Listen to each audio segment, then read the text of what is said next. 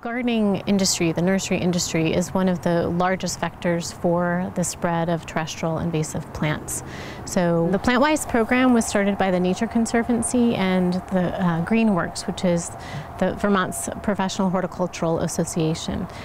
We needed a way to encourage nursery owners and landscapers, landscape designers to take a stand and say, we won't sell a certain suite of invasive plants anymore.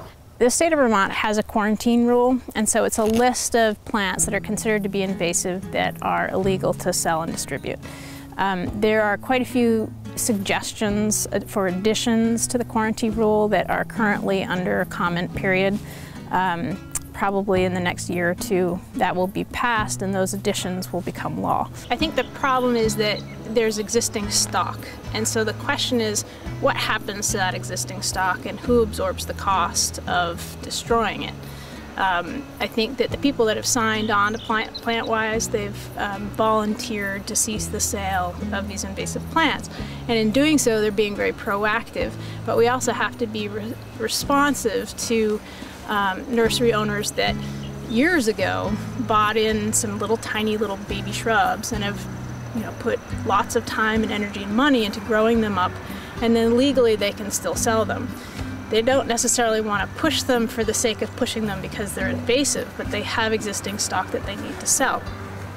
The members of GreenWorks constitute nursery owners, landscapers, landscape designers, garden center owners. So it's anyone that grows a plant, sells it, designs it in a landscape, and installs it.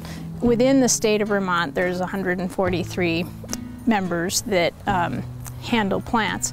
And of those, about 40% so far have signed the Code of Conduct, which is that voluntary cease of sale. I think quite a few nurseries are doing a really nice job in Vermont of educating the public. You go into some and they'll have signage and placards saying, this is the PlantWise program, this is why you should be buying these native plants to help increase biodiversity, and not buy these plants which used to be for sale. And so the change will happen from homeowners becoming educated and saying, oh, I don't really need the burning bush, I'll have something else. And it also starts with landscape designers and architects that no longer put them into designs so that there no longer is a demand for them.